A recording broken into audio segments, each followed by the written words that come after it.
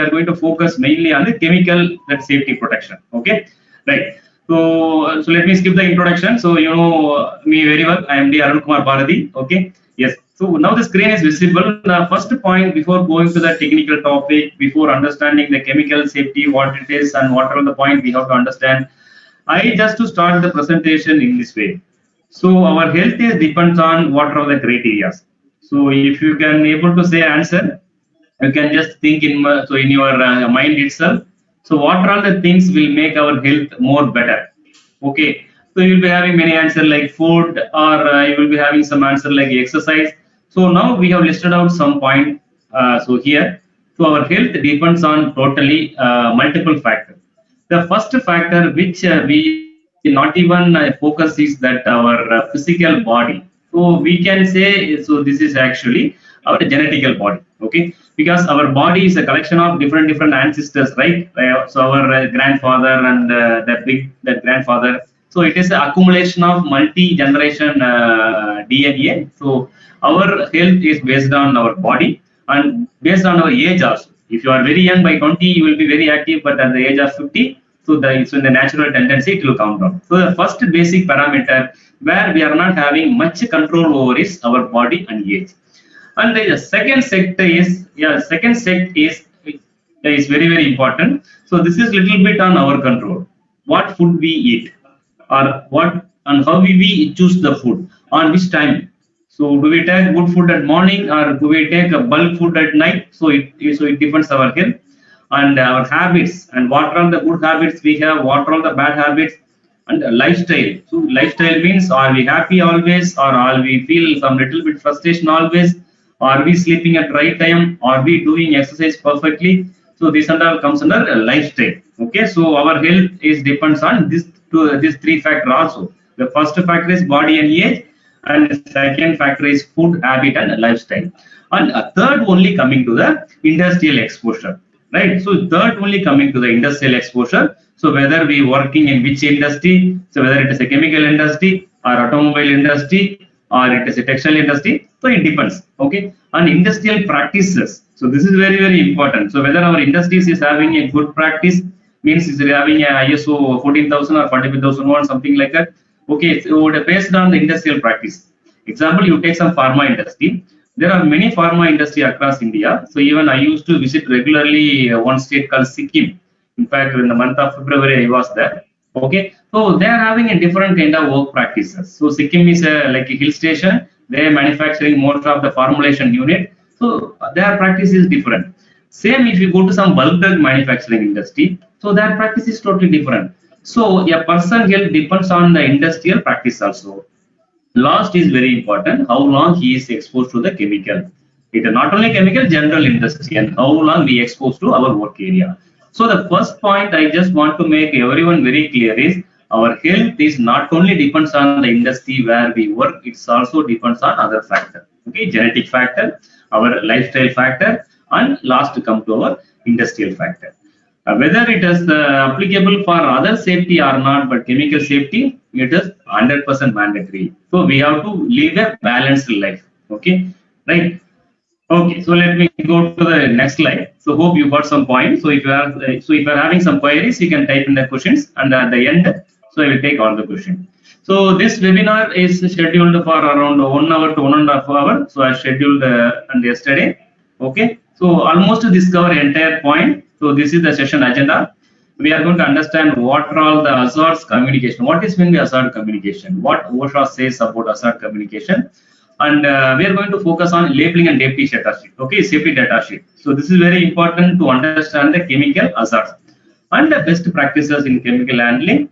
And also we are going to focus on personal protection. And then how we have to choose the PPEs and how we have to wear it properly. So this is the complete session agenda. Storage, transfer, so that are all very big subject. So we are not going to cover today. But if you have some specific question, and you can ask me at the end. Okay, so this is our session agenda. Right. So what are the chemical do you use in your industries? There may be multiple chemical, maybe 100 or 500, I don't know. But normally there will be many acids, and there will be some alkalis, and there will be some gases, and some VOC, I mean the volatile organic compound. So an industry will have a multiple of these chemicals. Okay, so we will have a bunch of chemical, and all the chemicals are good or not, it depends on our application. So let me ask one question: if you can answer for this, is there any good chemical or bad chemical? No, no, this chemical are very good chemical, so this is not harmful for human. No, this chemical are very bad, so this will always kill the person. Is there anything like that? In general, not all chemical are good at a certain quantity, certain nature. All chemical are bad or worst in certain quantity, certain nature. Okay, so we have to understand the OSHA terminology. What it says very clearly: hazardous communication means we have to understand first it is what is hazardous chemical. All chemical are hazardous chemical at certain quantity. Okay, if it is see, for some chemical it may be 50 milligram, for some chemical it may be 2 liters. Okay, so all chemicals are hazardous in some quantity at some environment. Environment means I am talking about whether it is heat environment or cold environment or under pressure. See, first point we need to be very clear: a chemical will be dangerous in 3 situations. One situation is under heat. Okay, in case of any fire under heat, a chemical will react vulnerably. Other thing is under pressure. If a chemical is stored under pressure, so it may explode or it may create some different reaction. Third thing is when two chemical mixed together, so that is a disaster. So we are not supposed to allow all the three things should happen. Okay, so it should not be near to the flame. Some chemical should not come with the pressure, and some chemical or all chemicals should not mix with other chemical. So without proper prescription, right? So this is the basic understanding we should know about hazardous chemical.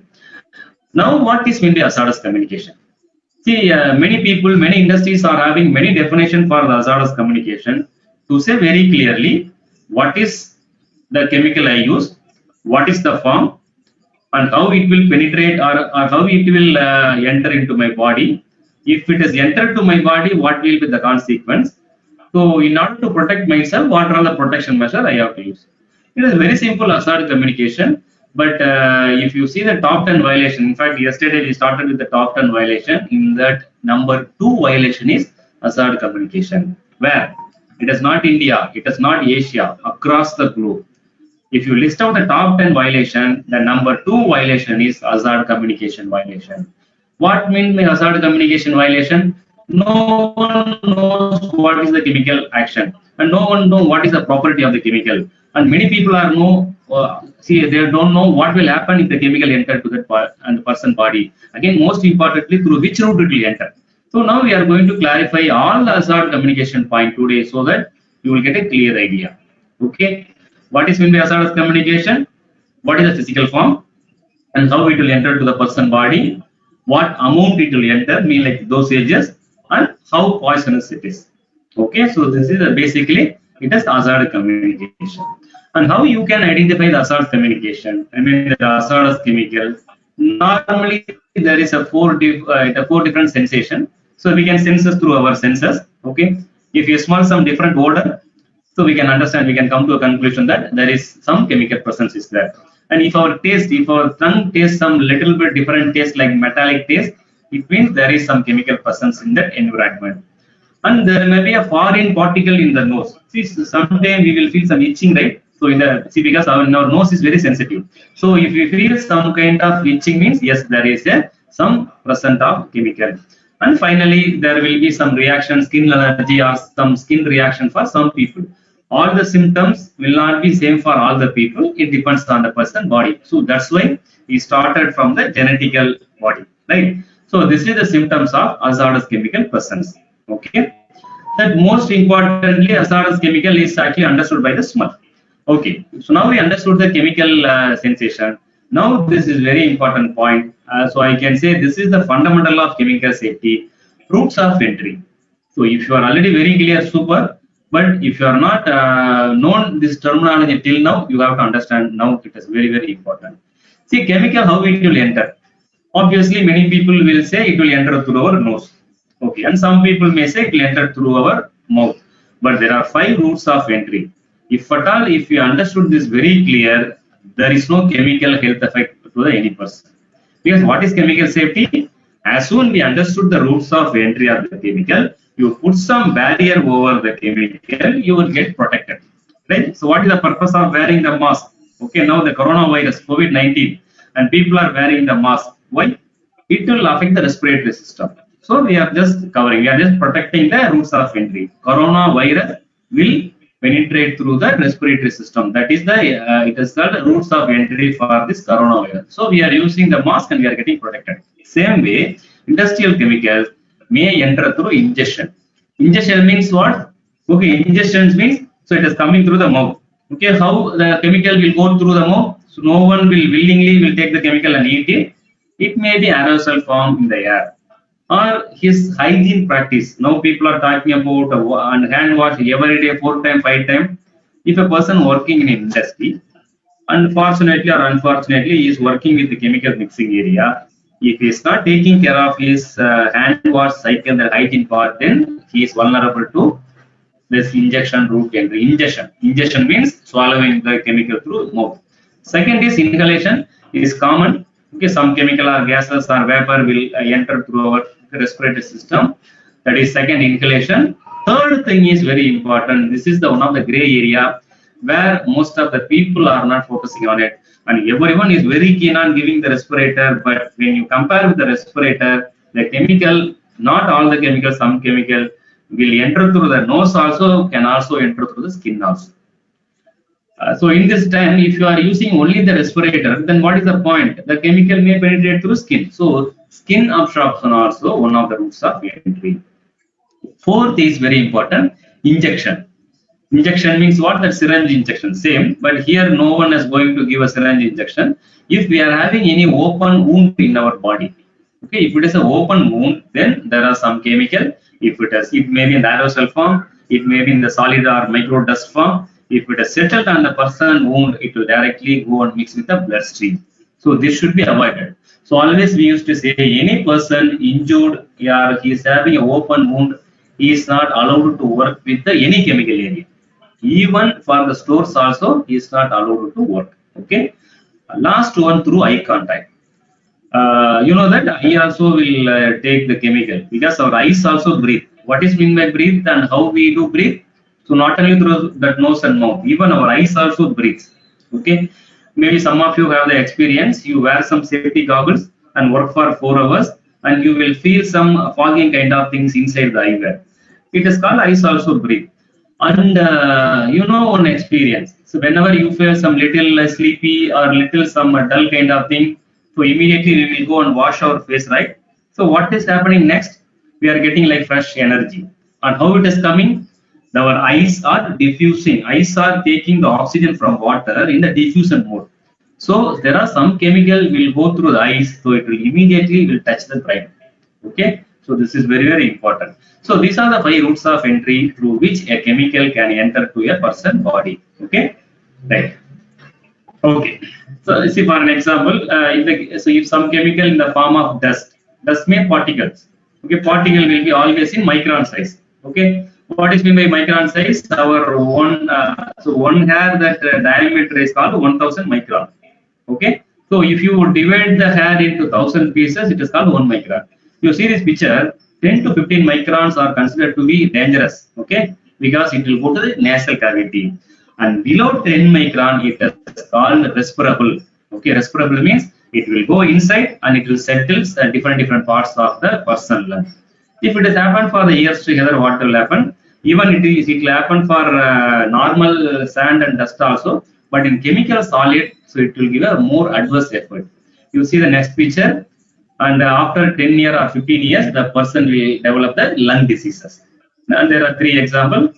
One is coal. If a person working continuously in a coal mine without wearing the PPE, proper PPE or proper work procedure, and he will get the result. Okay, coal. Second is silicosis. So this is a freezed lungs picture. If someone is working with the quarries or some granite industries, it basically silica, right? Or that quartz glass area, it's all basically silica. If continuously the silica dust is going inside the lungs, and he will develop silicosis. Okay. And the third is with some ceramic chemical. It is called a colon. Okay, colon. Okay. So this is actually highly corrosive. If you see the half of the lung itself gone.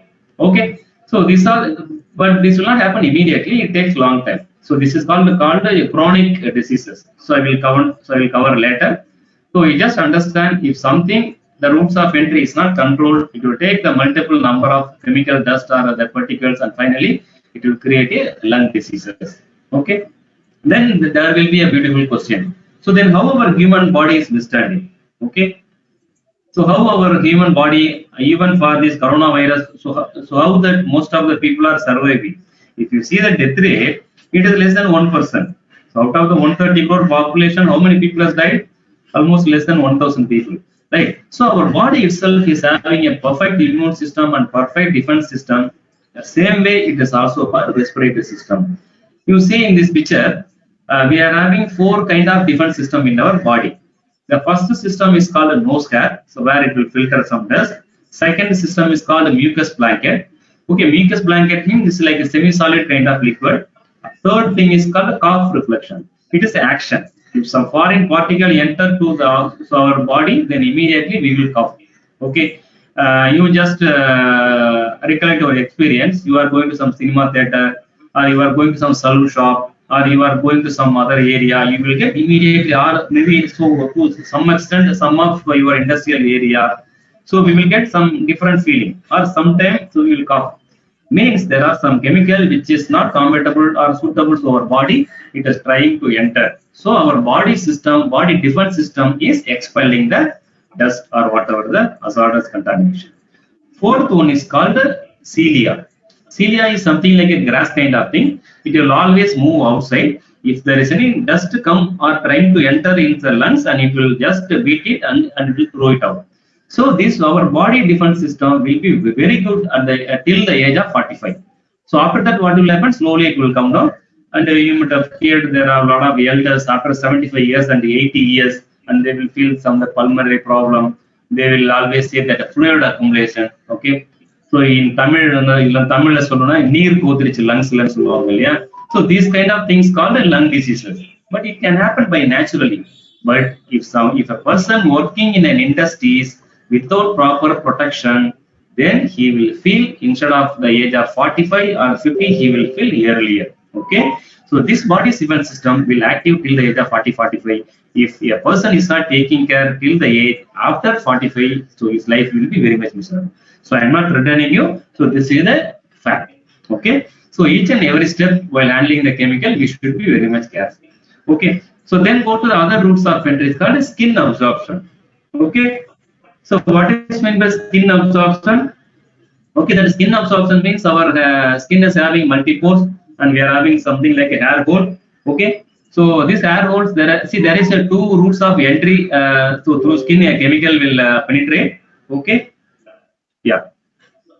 So and then if you see, it is a three layer. So I will come to that in the personal protection part. You just understand, if someone is working with the chemical in a different worst environment for a long time, and he will feel this kind of dermatitis. It is called skin related diseases. Okay, dermatitis.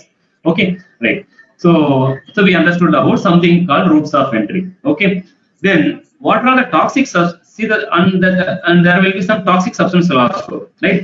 So these toxic substances, what will happen? It will create a two different of effect. One is acute effect, where a person will feel immediately faint, or he will feel immediately headache, or he will vomit. Sometimes he may go for unconscious stage also. So this is called acute effect, some skin rashes, okay, or some allergy kind of things. So this all comes under acute effect, where that a person will feel the effect instantly. And there is other things called a chronic effect. So what is meant by chronic effect? Slowly the chemical will go into the person's body, and slowly and the body will get accumulate many chemical, and it will form as a disease. Okay, so this is called a chronic effect. So all toxic substances may create acute effect or the chronic effect in certain quantity. Okay, then we have to understand what should be the toxicity of the chemical. Okay, so again here also acute toxicity and chronic toxicity. So we saw earlier, if you see ammonia is a kind of gases, so which will create a acute sickness. Mean the person will eyes will irritate and he will immediately faint. But the same things asbestos. So asbestos will not cause any acute toxicity. But it will now asbestos has got banned, but it is only used in some insulation. I think now also there are a lot of alternatives has come. So that as fast as what will happen, so that as fast as if it is slowly going to the person's respiratory system, it will create lung cancer. Okay, it is called that is chronic toxicity. Okay, right. So hope you are very clear with the toxicity of the chemical. And so this part is very important. So now we will focus some time over it. So this detail you can get it through safety data sheet. I hope most of you are aware with the safety data sheet, or that all of you. If it is not, I request you to go through the chemical safety data sheet. It is very important. Whatever we are talking, this kind of training program, most of the points we are referring through the safety data sheet only. Okay, right. So all chemical is having three kind of level. The level 1 is called odor threshold. Okay, odor threshold means where we will come to know, yes, there is some presence of chemical. My nose is sensing the chemical. It is called odor threshold. Okay, is there any harm in this level? No. So our body will take care of this odor threshold. If the chemical has crossed the second level, so this level is called threshold limit value, TLV. Okay, TLV means, and it is also called in three different terms: TLV, threshold limit value, and OEL means occupational exposure limit, OEL, and PEL means permissible exposure limit. So all are same. Mean it is a second level of chemical where a person can work for 8 hours without any protection. It means we can consider level 2 is a safe level of the chemical. If the chemical concentration is crossing level 2, their personal protection is must. Okay, this is level 2. And third level is called IDLH, immediately dangerous to life and health.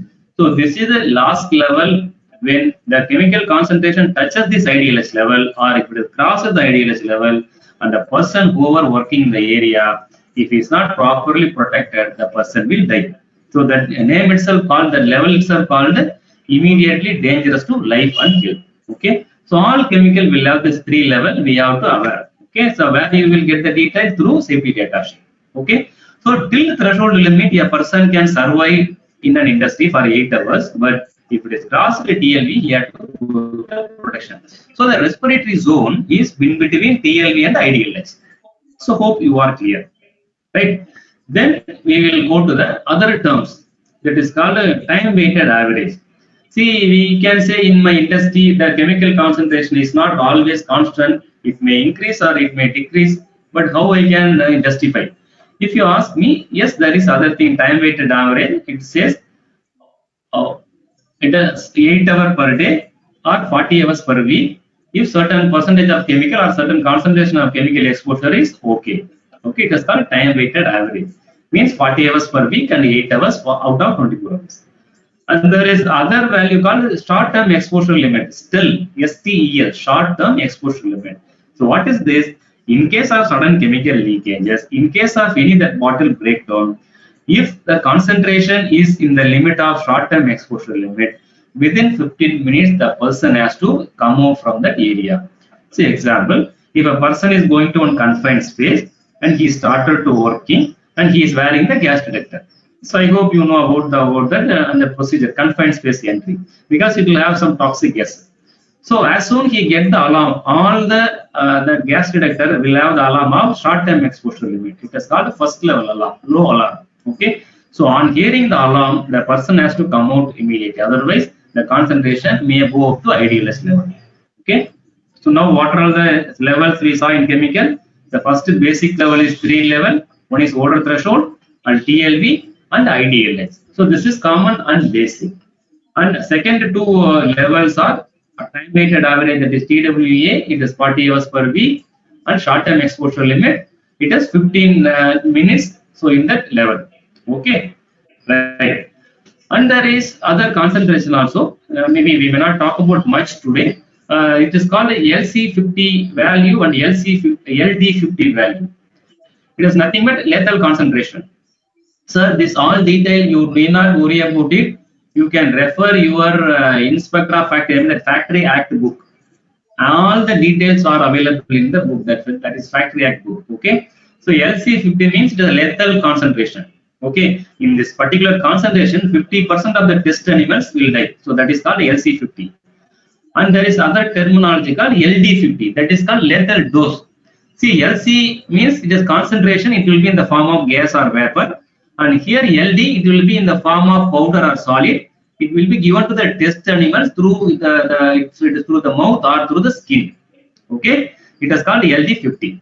Okay, if you have some mini clarification, I will cover at the end. But you just understand. So this also one level of chemical. So this level also determine the toxicity of chemical.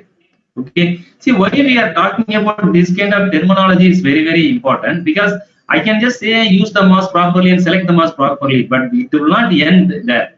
So why? So till this year, till 2017, the hazard communication has set number 2 violation, because these fundamental points are not understood by most of the that workers across the globe. It is not only in India. Okay. So where you can get the detail, if you refer the safety data sheet and go to section 11, it is called a toxicological information. If you go and read it, okay, now you can't go again so till May 17th, so that lockdown got extended. You can just Google it. For example, if you are using the chlorine gas, and so if you know the supplier, it is very good.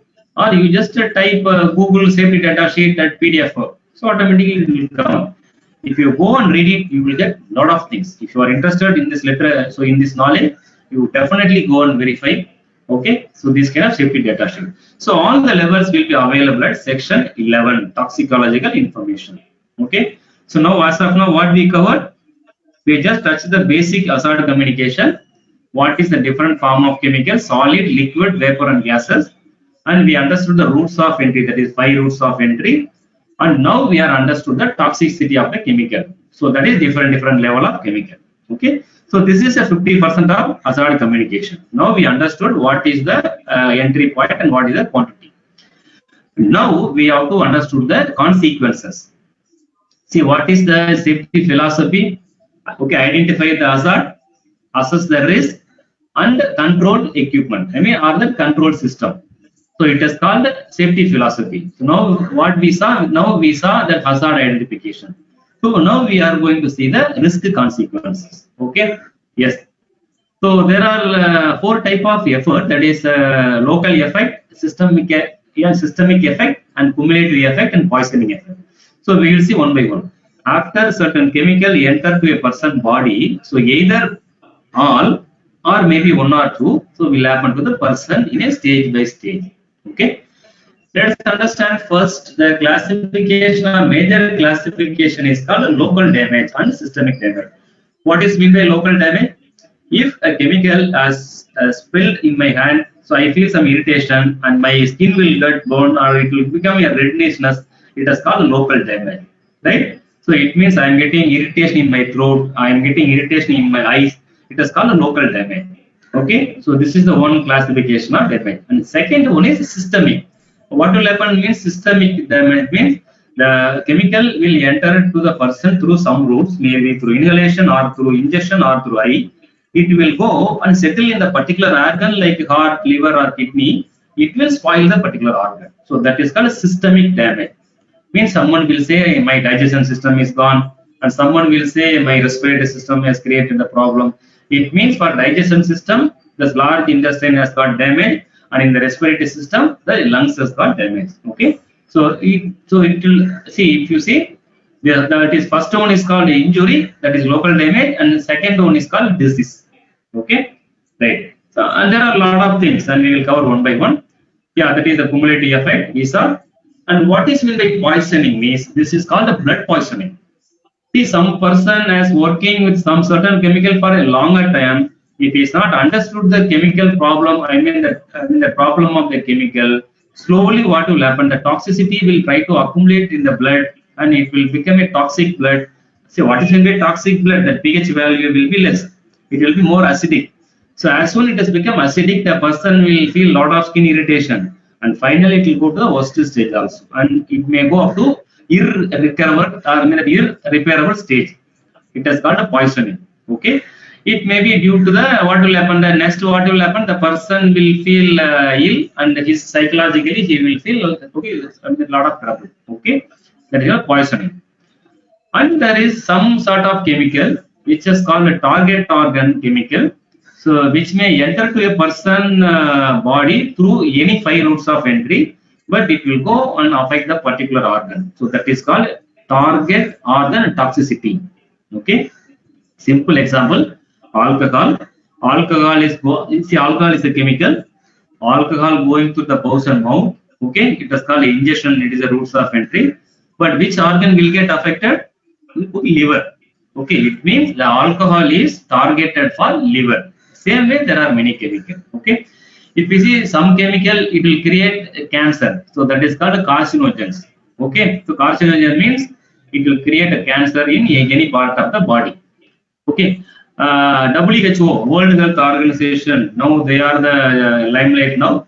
The World Health Organization says there are 10 chemicals are listed which is to be restricted or which is to be used properly in an industry to avoid the carcinogen, okay, to avoid the cancer. What are all the chemicals? You can read it: vinyl chloride, acronitride, and chloroprene, inorganic arsenic. So arsenic is widely used in industry. I also come across. Maybe you can also check up, and ethylene dioxide and cadmium. Wherever the arc welding is happening, there the cadmium chemical is exists. And butadiene and benzene. Benzene is one chemical available in our pharmaceutical company. So these are the highly toxic chemicals which will create a carcinogen, cancer. Okay, right.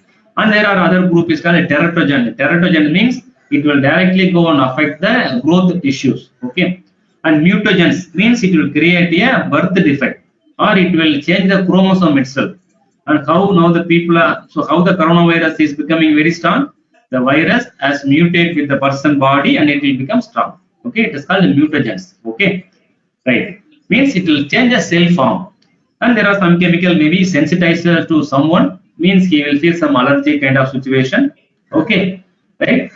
And there are some chemicals listed for hepatotoxins. So you need not to memorize this term. You just keep it in your mind. Your safety data sheet will show everything to you. So what is mean by hepatotoxin? A list of chemicals which will affect the liver. It is called hepatotoxin. Example: carbon tetrachloride and nitrosamine. Nephrotoxin. And there are some chemical, if it has entered the skin or mouth also, it will attack only the kidney.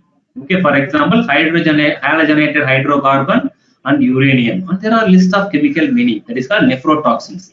Okay.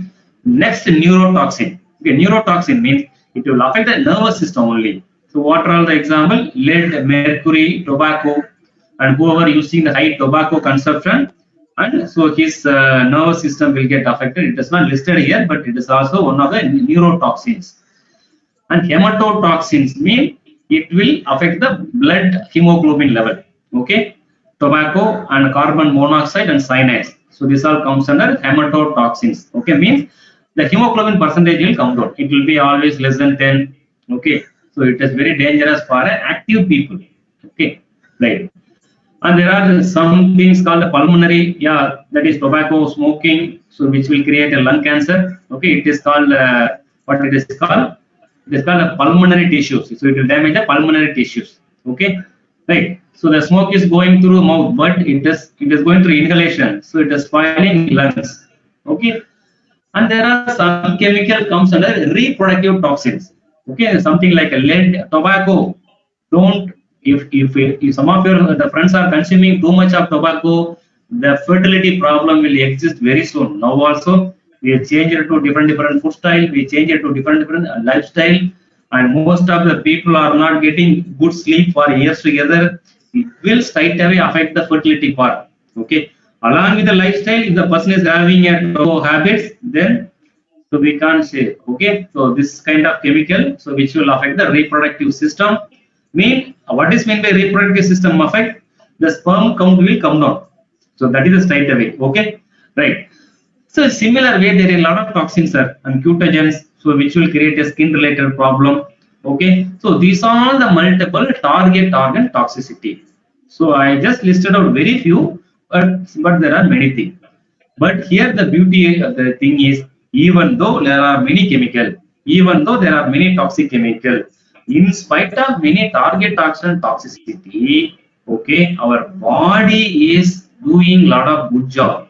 Okay, in certain lesser quantity, most of the chemical, I can say 80% of the chemical in certain level, I'm not saying all level, in certain level, so it will come out from kidney, sorry, so it will come actually excreted through kidney, like urine, or it will excreted through our sweat glands, something exited with the morning motion, okay, it will exit, so it will not create any problem. And some chemical, what will happen, it will become a biotransformation. Okay, biotransform means actually it will be always mixed with our body, and we will feel some these kind of some small big what is called in Tamil we used to say maru, right? So some kind of projection will be there in the skin, so that is also a kind of detoxification. If someone is having some kind of small that ball, I mean that skin ball, right? So I don't know what is the right, that exact terminology. So if someone is having the skin related that what a small ball, it is called something was there in his body. Now the toxicity is coming out. Okay, so he should feel good for this. It is not a disease. Whatever the skin related that ball, it is not disease. Body is expelling the chemicals. Okay, so these are our body system. So we will not get affected with the normal quantity. But if the quantity is exceed, then so there is a possibility for problem. Okay. So hope you are very clear about the toxin. So these are the effects. Now what we are going to talk, actually what we are discussing the effects. And if you divide all effect into two, we can divide into two. One is called reversible effect. Sorry, irreversible. Irreversible means once it happened to a person, we cannot recover whatever the hospital is and whatever the doctor. Okay, even we can't able to see our Tamil Nadu ex chief minister itself, right? Okay, so it is all like irreversible effect. Okay, so one such is like carcinogens. So cancer cannot be reversed, and mutagens, chromosome, okay, damage, reproductive toxin, maybe people are saying, but so actually we don't know the reality. So it is irreversible. And birth defect, okay, sometimes it is irreversible. Okay, it is called four things. CMR chemical we used to say carcinogen, mutagen, and you will come to know that what are all the category of chemical will create this kind of problem. Okay, CMR, there is a category of chemical called CMR, carcinogen, mutagen, and reproductive toxin. Okay, and there are other chemical, so it can be reversible. It is based on the person age and based on the person financial capacity, how much he can spend for the doctor. Okay, so these diseases can be cured, dermatotoxics. Okay, even whatever may be the problem with the skin, if he is following some certain lifestyle for 6 months, it will get cured. Okay, and what authority I'm saying, so if you want to know, I'm not only health and safety trainer, so I'm also acupuncture therapist. And there is a lot of medicine or a lot of the practices in the acupuncture point, so where it will remove the skin diseases. Okay, but not 100% sure I can't give assurance, because that body has to take care of that kind of treatment. Okay, and hematotoxic is curable, the blood can be purified, but certain level only. And hepatotoxin liver, and we come across many area people getting jaundice, and he will take 45 days okay, leave, and he will come back after 45 days. Okay, nephrotoxins, it can be cured, and the neurotoxin also can be cured. But for neurotoxin, we have to go through the psychological treatment also. Okay, and pulmonary toxins. Okay, if something happens with our lungs but not cancer, some other things like fluid accumulation, or something like a fluid has become a solid, so this and all can be corrected. Okay, so to sum it up, there are certain things called irreversible. We have to be very much careful on CMR, carcinogen, mutagen, and reproductive toxin, and some other things.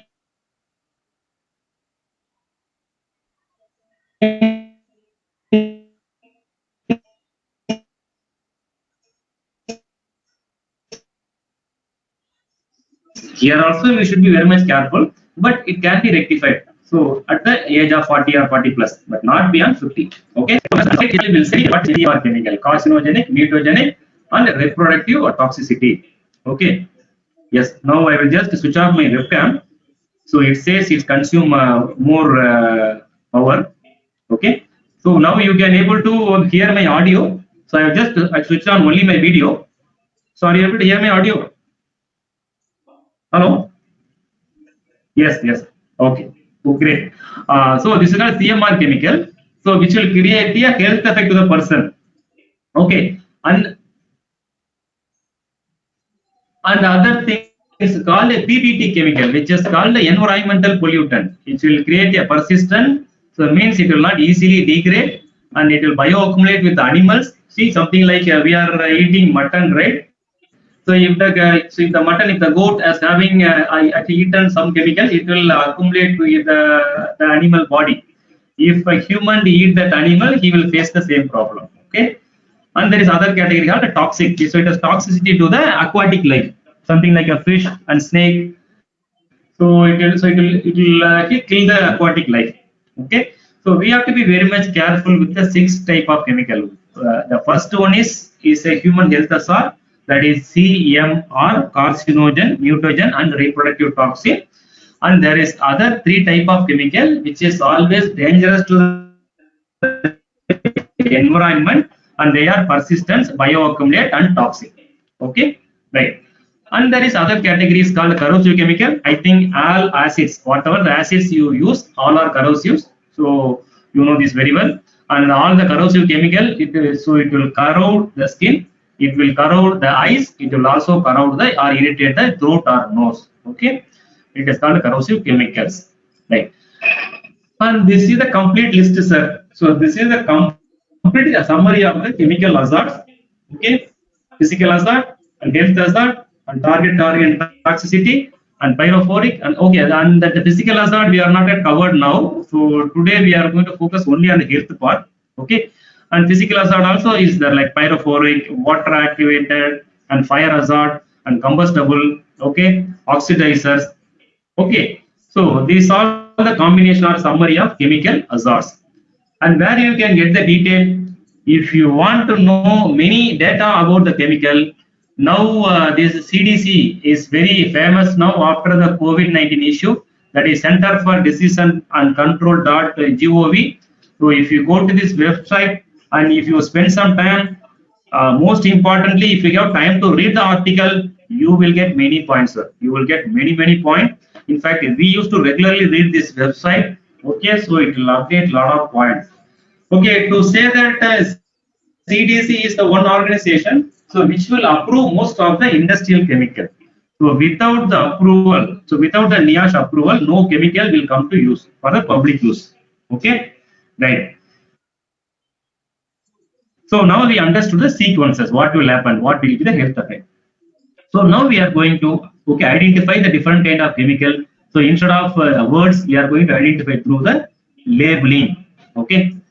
So how many of you familiar with this? So if you are familiar with this, super. But if you are not familiar, the first action should be you have to learn all the things. So I'm not going to talk about all much, but I'm going to point out the number one.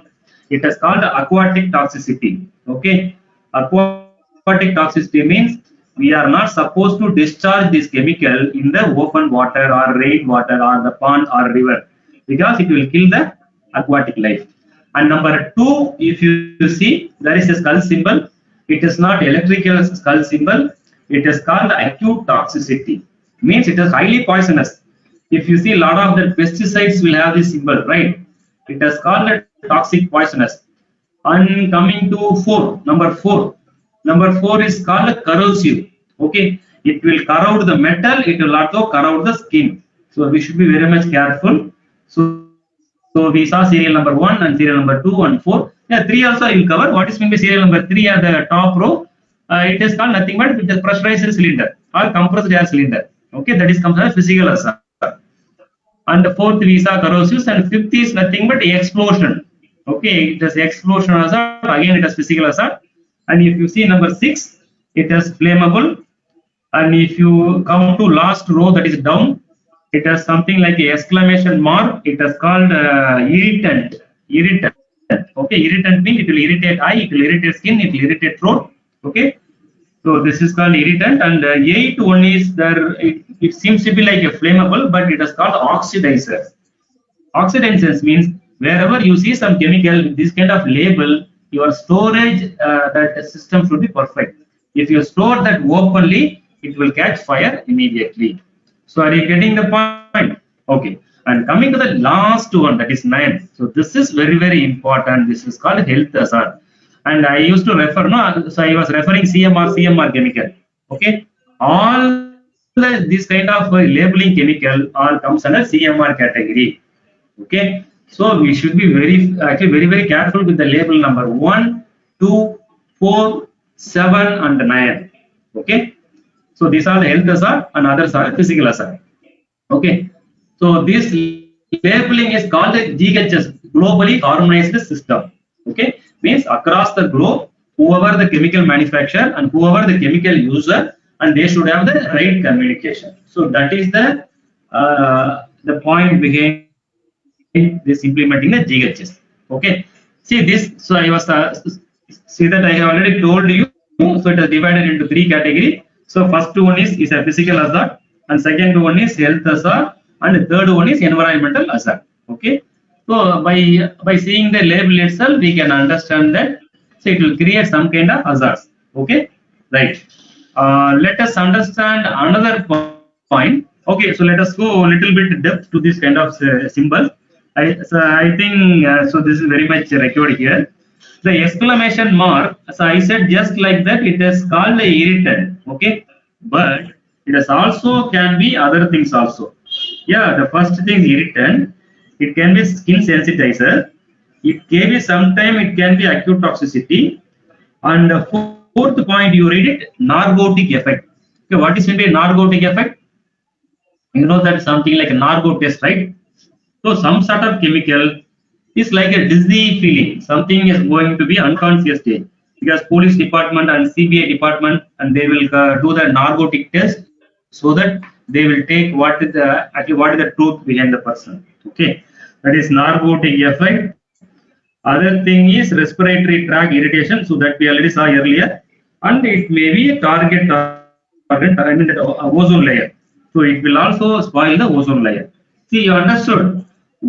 So behind this one exclamation mark symbol, there is a lot of other properties. So for this, you have to check with the safety data sheet. I will come to that later. Second things, which one is very important, we have to understand that health hazard chemical. You see, so this is very clear. If you see the symbol, it may be carcinogen, it may be mutagen, reproductive toxin, respiratory sensitizer, target organ toxicity, aspiration hazard. See what is meant by aspiration hazard? If this chemical is gets spilled over the floor, it will create a huge amount of vapor or fumes. The vapor or fumes will displace the oxygen. So once the oxygen is displaced in the area, then the person will get suffocated. So this is called aspiration hazard. Okay. So we should be very careful with this kind of simple chemical. Okay. Another thing is acids, right? Corrosion. It will also corrode the skin. It will also corrode the metal. Okay. And skull and crossbone. So we talked about it. It is acute toxicity. What is meant by acute toxicity? Irrespective of the routes of entry, it will directly mix with the bloodstream and it will affect the vital organ like heart, lungs, and liver. Okay, right. And yeah, aquatic toxicity. We saw that. So this is the environmental hazard. Okay. So by using the GHS labeling, we can able to understand the toxicity behind the chemical. So based on that, we have to take action. Maybe our protection part or our system creation part. And you will be seeing this kind of GHS labeling. So it will give a further detail and what is the chemical name and what is the hazard. Actually, whatever the label we saw in the pictogram, and in this label it will be there in writing, and there will be supplier name also will be there. So this will go on, right? This is labeling. If you want to know okay further information, you can read the labeling. See what is in the labeling? It is bottle label. Okay, that's it. And other thing, if you want to know, then this is the important part. You have to read safety data sheet. Okay, clear? The safety data sheet. That previously it was called as a MSDS. So now also people are using the terminology called material safety data sheet. Now from 2012 it was changed to safety data sheet. What is the difference? Around 4 sections were added in the safety data sheet, whereas our previous MSDS metal safety data sheet will have only 12 sections. Now let us look a brief idea what are the section and what it is talking about.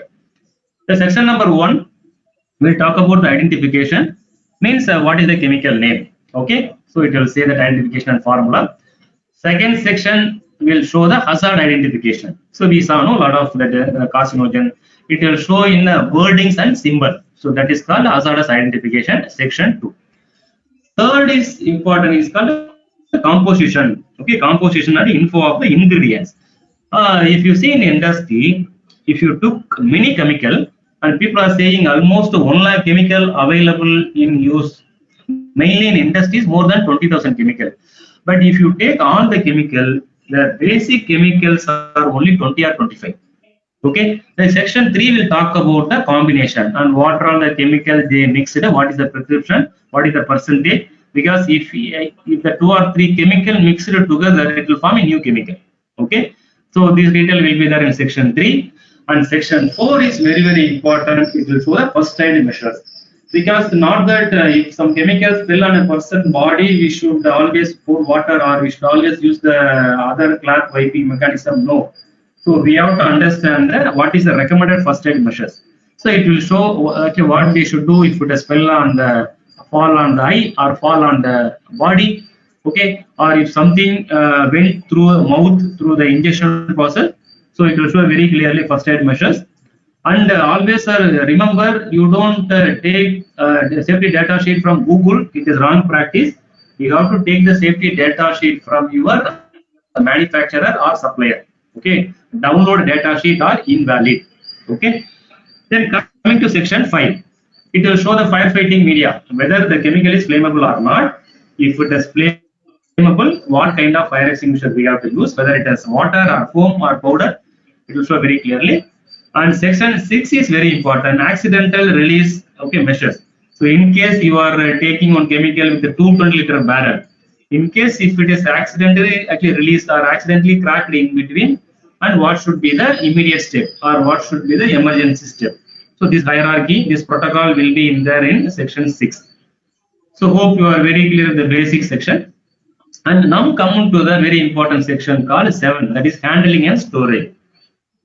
See, this section is very, very important. How to carry the chemical. So whether we can carry in a open trolley or we should take with a leak-proof container, what? And storage. So whether we should store in flammable storage cabinet or we can store in any almirah. So it is so very clear. And whether you should keep below eye level or above eye level. So whether you should be kept near to the boiler or not, or refrigeration is required or not. All detail will be there in the section number 7. And coming to section 8, this is very important, how to choose a right PPE. Okay, it's not that use a mask or use a gloves. What type of the mask, what category, whether P1 or P2 or P3. If you want to use the gloves, means whether it is a PVC gloves or nitrile gloves. So it will give a clear detail. Okay, section 8. And go to the section 9, it will show other property, that is called physical and chemical property of the chemical. Is something like a vapor density, okay, and it's a lot of things, okay. So it will show the physical and chemical property, because I mean like water vapor, vapor density, flammability, okay, and combustible, all the chemical and the physical parameter. So it will say in the section 9. Section 10 says stability and reactivity, and here also storage will comes into picture. So whether it will be stable in normal temperature or whether it will be stable so with a normal pressure, so something like that it will be there. Okay, reactivity. What will happen if it is mixed with water? So will it get diluted or it will react vulnerably? Okay, so this is all detail will be there. Section 10. Okay, section 11 we have already talked about just now, that is called toxicological information. If you want to know various level of chemical, go to section number 11 directly. You will know water threshold, you will know IDLH, you will know TLV, everything will be there in section 11. Okay, so this is second part. And last part of the safety data sheet is called ecological information, that is section number 11 means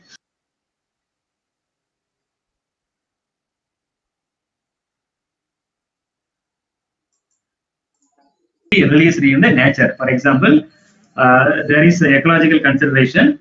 If a 220-liter of barrel of chemical, if it spill in a river, it will spoil 2 kilometers of the river bed. So this is kind of ecological research says. So what should be the, and what are the ecological condition, and it will be there, and the information will be there. And section 13 is disposal consideration. So whether it is, it can be disposed in the, I mean the factory itself, or it has to send through the hazardous waste management area, something like that. And section 14 is called the transport information. If you want to transport through sea or transport through air, so whether it is allowed or not, it will show all the point. And section 15 is called regulatory information. What is meant by regulatory information? This chemical is used in what are the countries. So whether it is used in Africa or Australia or Canada, so whether the government is approved or not, so all the regulatory information will be there. Even if a chemical is created, manufactured in India, so we should always mention, so the first approval has come through the origin, that is that origin is India. So then it may approve to Singapore or China, but all this kind of regulatory information will be there in section 15. Last section will give the information about data preparation of the latest version. Okay, and maybe sometimes they will give the laboratory also. Okay, so that is called 16. Always a safety data sheet within 2 years is always considered to be valid by many auditors.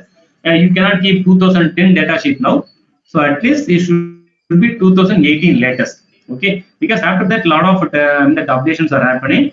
So this 16th section, if you are very clear, very thorough, you will always practice safety. You can create a safety culture in your industry. But it required time, it required a lot of interest, and it required a lot of revision. It's not that if you read once and you will understand everything. No.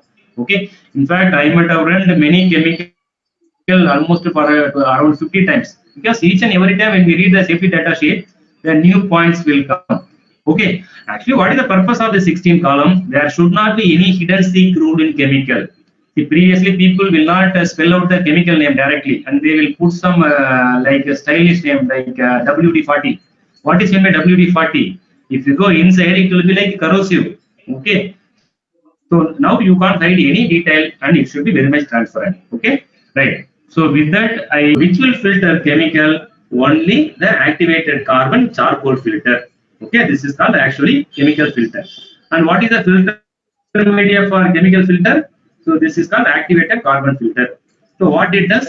It will absorb the gas, absorb the chemical fume, absorb the chemical things in a so in this cartridge, and it will only release the fresh air. Okay, this is called activated carbon filter. Okay, right. So now where we have to use, so this is what we have discussed already. If the chemical concentration is below the TLV level, that is second level, no respirator is required for 8 hours. If it is crossed the TLV and below IDLH, then filtering phase piece, that is disposable respirator, can be used. If it is crossed the IDLH, then supplied air breathing apparatus only is the only choice. Okay, right. So respirator is very clear. Okay, this is half face mask and full face mask. And for in the respirator also, there is a lot of cartridges are available. You can't use one carbon cartridge for all chemicals. Okay, you see here there is a lot of chemical cartridge options are available for organic vapor and acid gases and multi-gas vapor and ammonia and mercury. There are a lot of things are available. Okay, so based on the chemical based on the chemical exposure, we have to use the suitable cartridge. Okay, so hope you are very clear. Right. Now respiratory things is over. Again, very important part, how to use the respirator. Okay. This is the right way of proper fit of the respirator. See, whatever the personal protective equipment, you use gloves or mask or eyewear, whatever, it should be as like our inner garments. Okay. Means it should be the proper size. See, I am wearing 90 size in a centimeter bunyan, means yes, that 90 should be there. If it is 110 means I will not be comfortable, and the 60, 70 also it will not good for me. Same way, all respirator should fit as shown in the right side picture. Okay, you see, it has to cover the nose bridge, it has to cover the chin guard. Okay, normally the respirator has to be positioned in between the chin and the nose bridge. It should not be too high, it should not be too low. Okay, this is not a proper fit of wearing the respirator. Otherwise, it will not give protection. And we have to do some fit tests also. See, and some office mask will have some the valve that is called inhalation valve and exhalation valve. Both the valves are non-written valve. So we have to check whether leak is there or not. Okay, This is called a proper fit test. Okay. Then whenever we use the chemical respirator, especially the off face or full face, we should not have, I mean that much hair. Okay. We should not have mustache and it should not be very heavy. Okay. You can keep the French beard, okay, but you should not be more. See what will happen? Proper fit will not happen. If there is improper fit, there is a possible for leakage. Okay. So then it will create lot of filtering deficiencies, not efficiency. It will create filtering deficiency. Okay. So we have to be right. Okay. And other things we have to maintain, we can maintain some of the reusable respirator. We can just wash with soap and water. We can dry it. We can again use it. But the carbon cartridge cannot be washed. So we need to just use it and we have to dispose it properly. Okay. So this is the maintenance part. Okay. So if we provide everything, so then no one will do this kind of violation. So what you understood from the picture? Okay, it is just an exaggerated picture. But if a respirator is not selected properly, if the respirator is not used properly, then there is no difference between the person who is using the industrial respirator and the person who is using the newspaper for building. Both are same only. Okay, right. So hope you may be clear. Okay, why we are insisting so this kind of situation to avoid this kind of lung diseases. See, normally I come across, I am having 20 years in the field. I started from 2000. See, actually, I was working in one southern part of district, Madurai. So I was working there. Okay, so I worked there and I used to visit Toothukudi. I don't know how many of you know the city Toothukudi. Okay, and there is surrounded with a lot of chemical industry. And a lot of my close friends, a lot of my relatives, all people are got this. This is called pulmonary edema at the age of 60 and 50 plus, even 50 plus also. So what is mean by pulmonary edema? It is the accumulation of some liquid inside the lungs. Okay, what will happen? The breathing, I mean, it will not be that sufficient. So we will not take much amount of air inside. So what will happen? Okay, that next activity. So what will happen? Next things, the percentage of oxygen to our various organ will come down. If it has happened for 5 to 6 years, then it will create a permanent problem. That is called a pulmonary edema. Okay. Other thing is called, and see this I am talking about the industrial workers and who is not taking care of, who is not taking care of his work practice in industry. Outside also, see the person who is smoking, if he is willingly smoking and we can't avoid him. But if a person working in a chemical area, he must be avoid. So he must avoid this. So otherwise, what will happen inside the chemical factory also, he is exposed to chemical. When he's coming out from the factory gate and he is taking some cigarette and he is smoking also, again he is exposed to the chemical, and his life will be limited. Okay, right. So this is the reality. So whoever working in the chemical area, we should have a proper lifestyle, even starting taking good food and taking good exercises. It's all mandatory. It is not like IT jobs, right? Okay. Second thing is called emphysema. See what will happen in emphysema. See this will happen mainly by the acidic vapors, like a corrosive vapor. So it will go inside the lungs and it will again it will make inflammation in the air pipe, that is windpipe. So again there will be a deficiency of the air and the air flow. So we are, see, we used to call it that a TB disease, a TB. Okay, TB means it is like a pulmonary disease. So this is one such is emphysema, mean the capacity of converting oxygen from our breathing air to the blood will come down. So that is called the emphysema stage. Okay, so we can avoid this very well by using the respiratory properly. Okay, so this all comes under COPD category, chronic obstructive pulmonary diseases. Okay, right. And storage should be proper. So this kind of respirator should be stored in a proper way. So I think so this will be taken care and it should be stored properly with the proper container and proper pouch. Okay. Then now let us come to the eye protection. So let me check whether the video is running or not, because I am just talking for 1 hour continuously. So I will just take 2 minutes rest. Okay, okay, till the video end. Okay. No, my fortune it is not working. Yeah, it's working now. A unique and self-sustaining system. The reflected light of the world enters through the crystal transparency of the cornea, aqueous humor, lens, and vitreous humor to project onto the photoreceptors of the retina, whose impulses converge on the optic nerve and then to the brain to be transfigured into imagery and imbued with meaning. Continual adjustments to the pupil and lens regulate the entry and focusing of light. In today's world, the eye surface is constantly challenged to protect itself and adjust to changing conditions. Every blink helps our eye's natural defense system, the tear film, retain moisture and maintain visual acuity.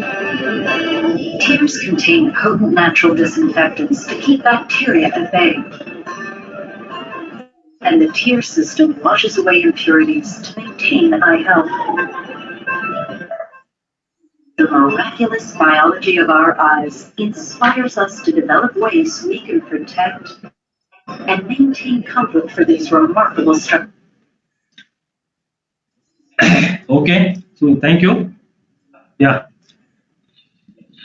So I think this video might have given some idea about how our eyes are working. See, this is again very fundamental biology. But why I am showing the video is here. This kind of the operations are happening without knowing us. Okay, if we close our eyes and open something like eye blinking. Okay, normally we used to blink 10,000 to 12,000 times per day. Okay, if it is normal only, our eyes will get protected and eyes will not allow any infection to touch. If you are continuously working the system, see, if you see me, so from the morning 10:30 I am in the system, now also I am in the system. See what will happen if we continuously using electronic gadgets like a laptop or mobile or tab. Per minute approximately we have to blink 10 to 12 times. But what will happen when we work with the system, so it may come down up to 7 to 8. Imagine for 24 hours, the total blink has come down. Whatever the blink ratio, if it is come down, so our eyes will get dry. What will happen to the dry eyes? The dry eyes will not allow us to sleep properly at the night. So eye protection is very, very important. So even our general life also. But in case of chemical, it is very, very important. You see this picture, it may look like little scary. See, this is the one kind of chemical splashes. It is a corrosive liquid. It will almost the eyeball is dissolved, right? And there are many kind of accidents are happening like this, so we should be very much careful while handling mainly on the liquid chemical. Okay, now let us directly come to the solution part. Okay, what are all the eye protection solution? We have two different major classification. One is called spectacles, so which is mainly for dust, and first one is called a goggle, which is mainly for the fumes, liquid, and other kind of gases. Okay, so these are the two things available to protect our eyes. And there is one more thing also available, we should not forget. So first one is spectacle on top, and second one is goggle, so which is mainly used for liquids and fumes. And we are not supposed to forget the face shield part, because eye protection means it is not only covering the eyeball, we should also cover the entire face. Okay, so eye goggle is considered to be a primary, secondary protection. So first we have to use the face shield, that is called primary protection. Okay, so without primary protection, the secondary protection will not, okay, give solution. Okay, right, it's very simple. Then use proper goggle, whatever is given by our Isuzu motor, you please use it. And even though you are using or someone is having the chemical splash in his eye, what he has to do? Yes, obviously you will be having eye wash bottle or eye wash fountain. Immediately the person has to reach the nearest eye wash station and he has to wash his eye properly. Okay, so I am going to show another video on how to wash our eyes properly in the event of chemical spill. Okay, and this will be very clear and no audio in this video, I think. You just watch the video and we will discuss further. Eye wash station. 2. Use either the paddles, levers, or pull lever to turn on the eye wash. 3. Hold your eyes open with your hands to ensure water reaches the eyes. 4. Flush the eyes for 15 to 60 minutes, depending on the corrosive qualities of the chemical. Be sure to keep the eyes open And இந்த part தான் sir ரொம்ப ரொம்ப முக்கியம். directions. We have to rotate our eyes. Once flushing is complete, turn off the eye wash. Follow these guidance. So clear? So eye wash fountain, see, washing the eyes is not a very big thing, but we have to rotate our eyeballs clockwise and anti-clockwise, okay, simultaneously by changing it, and we have to wash our eyes and face 15 minutes continuously. This is very, very important, right? Okay, now let us move to the last part of the skin protection. Okay, that is called hand protection also. Okay, because in the industrial accident, if you take per day, 1.5 lakhs injuries are happening in India in hand, because we are widely using our hand to do a lot of operation. But in chemical area, it is a different kind of hazards. Okay, when you see the mechanical machining operation, it will be like a puncture, cut, or that kind of injuries. But here, what will happen? Dermatitis and skin rashes. Okay, so as we saw earlier in the first section, the routes of entry section, and skin absorption is one of the routes of entry. And why it is very significant is, see, if a chemical enter through nose, and we will get some cough reflection. If it is entering through eyes, we will feel some eye irritation. But if the same chemical, if it is entered through the skin, 90% of the people will not feel it, because they will be focusing on the work, and they will think that there is some antis going, something like that. So the skin absorption is normally not not the sensory one. So when it will get revealed, after 6 months, after 2 years, the person will feel some skin rashes, and the skin will be dry, and it will create some small breakages. That time only he come to know, oh my God, the chemical has reacted to my skin. Okay, it is not only the outer skin. The skin absorption will allow the chemical to mix with the bloodstream. If it is the target organ toxicity chemical, it will go to the particular organ and it will spoil the organ. So are you getting the point? So now let us understand what are the three ways to where a chemical will enter. If you see the picture, the first left side one is called intercellular lipid pathway. Means our body is made out of cell. So if the cell to cell bonding, if it is weak, you see the green line, right? So if the cell to cell bonding is weak, then there will be the clear pathway of chemical to enter. It will directly enter to the bloodstream. Right side one is called transcellular permeation. So transcellular permeation is if cell itself is weak, so a chemical will directly transfer from one cell to another cell. It is called transcellular permeation. Okay, permeation. So permeation means there is no visible breakage. Okay, in Tamil we say udurudal. Okay, permeation. Okay, it's called permeation. And the third thing, so which we know very well, it is the hair holes. Okay, so why skin absorption is considered to be very dangerous? We cannot sense it immediately. Okay, so the skin protection is very, very important in chemicals. Okay, hope you are very clear with the three routes of entry. I will again repeat, I will go back to the slide. The first one is a chemical can enter through the bondage of cells, that is called intercellular lipid pathway. Second is, if the cell itself is weak, it will transfer from one cell to another cell. It is called transcellular permeation. Last one is called through appendages entry. It is meant through the hair holes. See, again, very, very important in the skin protection. Not all the people will get the same feeling. If a person is having high immunity, if his skin is very good, and he will not feel anything. But if someone is totally weak, okay, if his skin also very weak, then it may pass through. Okay, so the skin absorption only, it will not universal for all people. It based on, so where it will come? It will come from the genetics. Okay, or if the person lifestyle is totally worse for 10 to 15 years, then again there is a possibility. Okay, now we understood the roots of different roots in the skin absorption. Now we will come to the solution part. So obviously what we do to protect our hand, to protect our skin, we have to use the chemical glouses. There is a standard for chemical glouses, that is EN374. -2, -3 means it is mid-level, and -3 means it is for high concentration. Okay, so let's understand further what is meant by EN374 and what it says. Okay, so this is the symbol. EN374 is the code. It is the European standard. And yeah, Indian standard also available, but Indian standard available only for the PVC gloves. But the EN standard is available for nitrile gloves, neoprene gloves, butyl gloves, and there are many things are available. Okay. Now this is the around basic test chemical. Okay. If a chemical handling gloves, if it is okay with any of these 4 chemical out of this 16 chemical, okay, sorry, out of that 12 chemical, if any 4 chemical is okay, mean it will suitable for 80% of the chemical. So I repeat the sentence. So any chemical gloves, black color or green color gloves will be tested for this 12 kind of chemical.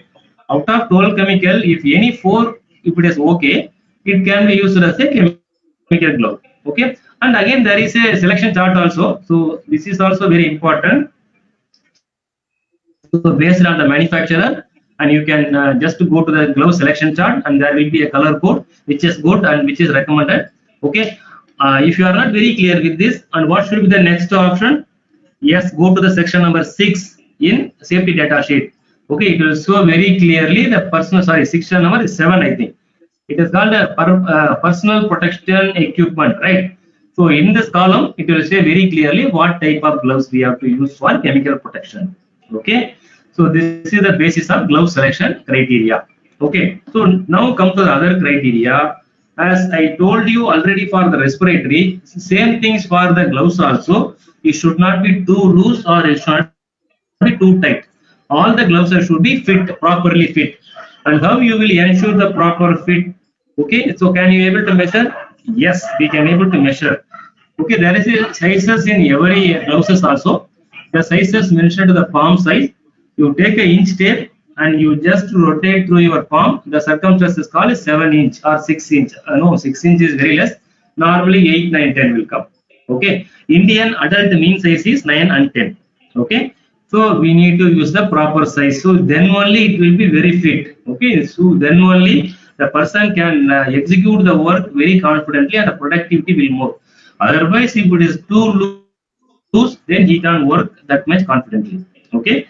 Again, fundamental in all PPE and especially for chemical PPE, no single solution is suitable for all chemical, all people also.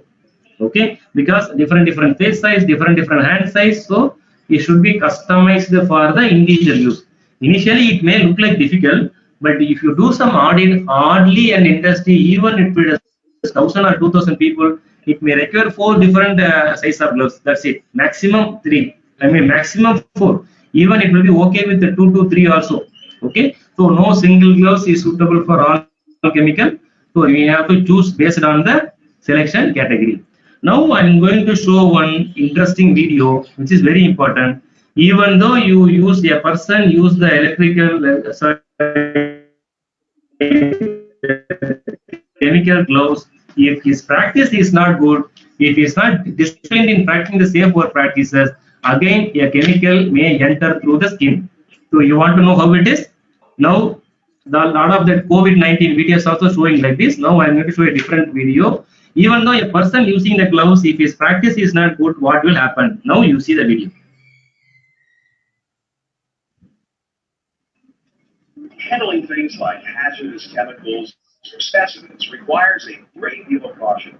If we don't contain them, hazards can spread and contaminate the things around them, including you and your coworkers. So this video is mainly for laboratory, but the concept apply everywhere. Carcinogens. We think we know how to protect ourselves, but are we doing all we can? Even tiny amounts of a hazardous material combined with a few unconscious actions can spread contamination. Let's take a closer look.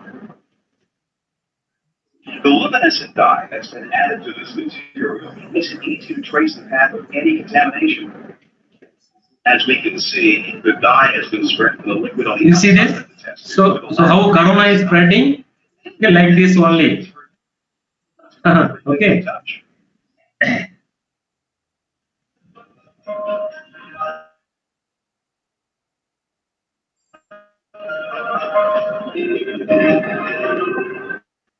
When it's this easy for contamination to occur, we need to do everything we can to.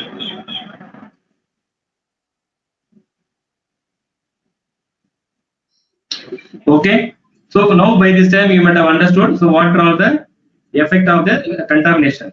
See, actually he is not doing it purposefully, but unknowingly. Okay. It is like it is the regular practice, right? So whenever we work with the electrical and chemical, we should be very much careful. And yesterday we talked about our body posture, right? Even though you are wearing the gloves, electrical gloves and electrical shoe, but you have to take care of your body posture. Same way, even you are using the chemical gloves and chemical mask also, your practices where you touch and what you take. So this all we have to important. Now see what will happen. And he used to talk with the telephone and he used pen and he used the whatever the equipment, doorknob. Okay, everywhere what will happen? The chemical will slowly spread. So something like our this what is that corona called level 3. It is called the community spread. Okay, same way it will spread everywhere and it will something will be there in his dress and he will go with the company cab or he will go with the public transport and it will spread like okay. So you should be taken care very carefully. So our practice is mandatory, right? So let me check up another 2-3 slides and how to wear the gloves properly. And for this also I will play one video. So whenever you want to use the gloves and before using the gloves, you have to wash your hand and we have to slowly insert inside and how to remove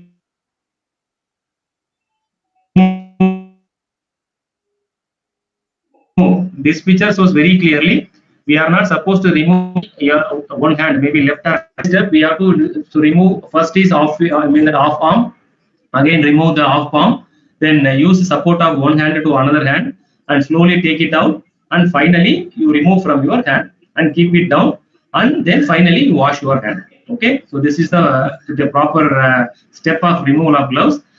Same also it is available for surgical gloves also. See again, surgical gloves is actually mainly disposal one. It is not supposed to use for continuously by washing and we can't use that nitrile, thin nitrile or surgical gloves.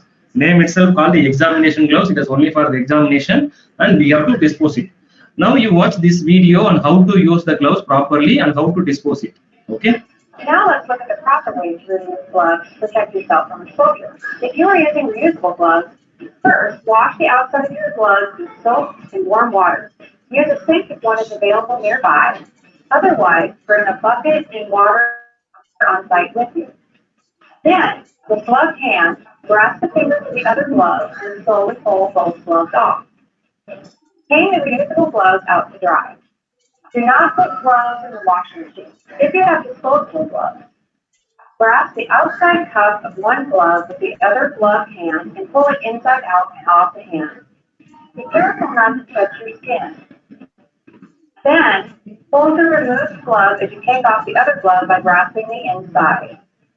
Finally, dispose the gloves according to label directions, being careful at all times not to contaminate clothes and skin. After removing any gloves, whether disposable or reusable, always wash your hands with warm water and soap before going about daily actions.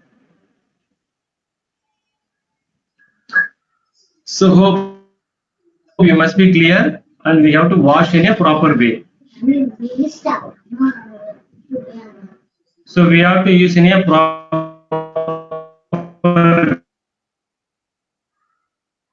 way. Okay, so this is the right way of removing the gloves. Gloves which have a lot of contamination outside. If it is not taken out properly, if it is not disposed properly, then it will increase the contamination to the many places. So this is we have to follow things. Okay. Then let us come to the last part of hand protection by seeing the picture. So all are bad practices, right? The first picture, extreme left, and the person is cleaning the floor. Second picture, the person is taking some powder chemical. Third picture, a person is taking the liquid chemical. So we need to give proper hand protection. Yes. So I also agree. But here, hand gloves is not only sufficient. We have to give along with a tool. So this point we have to understand very clear. So whenever our hand movement is frequent and whenever our hand is actually we are moving very frequently or touching the surface, only gloves is not sufficient. We have to give along with gloves, we have to give one more tool. So this is the right way of protecting our hand. So otherwise, what will happen? The gloves may get damaged and through the permeation, some chemical may permeate inside. So which the user may not be aware and finally what will happen after 6 months or 1 year, and he will feel a lot of skin irritation. Okay, so whenever there is a touching chemical, whenever there is more movement which will create abrasion, whenever there is a liquid transfer which may create a lot of the penetration problem, so we have to use one tools. Okay, right. So without I'm closing this presentation, so let me sum up from the beginning. So chemical safety is very important in now that industries. Okay, the chemical safety is not depends only on the chemical factory. It is also depends on the person genetical and age. It also depends on the food habits, lifestyle, and his and the exercises. Then only the factory exposure and the duration of exposure and practice come into the picture. So in chemical safety, where we have to start? We have to start with the hazard communication. What is the hazard communication? So hazard communication is understanding the chemical entry to a person body through which routes of entry and to understand the consequences.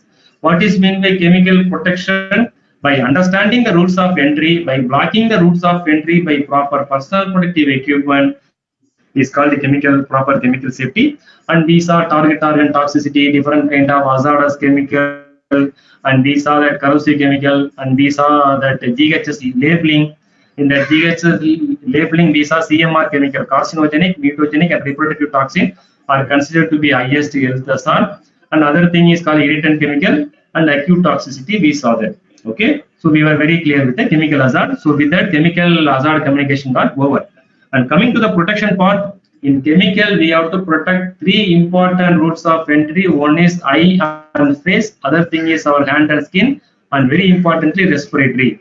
So for respiratory, instead of choosing the cloth respirator, we have to choose activated carbon filter. So all the activated carbon filter will be used between second level and 3, means TLV and IDLH. If it is beyond IDLH, we have to use CABA.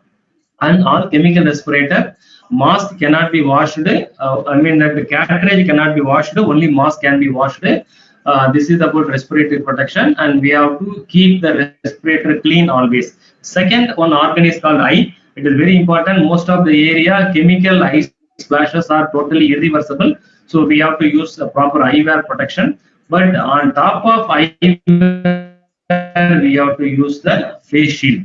In case something goes wrong, if some chemical has splashed in the person's face, and he has to go to the nearest eye wash station, and he has to wash his eye thoroughly for minimum 15 minutes. During the 15 minutes of eye wash, the person has to rotate his eyeball in clockwise and anti-clockwise direction around 10 to 15 cycles. And finally, coming to the skin and hand protection, the widely used our organ is our hand, because doing the lot of works, our hand are exposed to multiple chemicals. So skin absorption is considered to be one of the critical factors where the person will not feel, the person will not get sensitized to whether the chemical entering to person body or not. So this is very important. We need to take care, and we have to select the proper gloves based on the selection chart and safety data sheet. Okay. And the gloves are having many varieties, like surgical gloves, like thin gloves, and reusable gloves, like thick gloves. All gloves must be selected properly based on the chemical resistance and based on the person size and the nature of the use. As shown in the last picture, if the hand movement is frequent, it will not end with only gloves. You should give additional tool to make the work very safely, right? So this is the one part we saw today about the chemical safety. But today also we are just covered only in the health part, and there are different parts in storage of chemical and transporting of chemical, and in case of chemical spill control, what we have to do and how to measure the gas concentration. So that and all different session. So let's see if time permits, we will see sometime. Okay, so hope this 1.5 hour session will be very much useful to you. Okay, so with that I'm closing my session. If there is any message, yeah, it is 4:45. Oh my God, I took a very long time now. Sorry for that, but hope you got some useful information. And thank you very much. I'm just closing the webinar now. So any questions or comments, you can type in the question box or chat box. Thank you very much, sir. Thank you.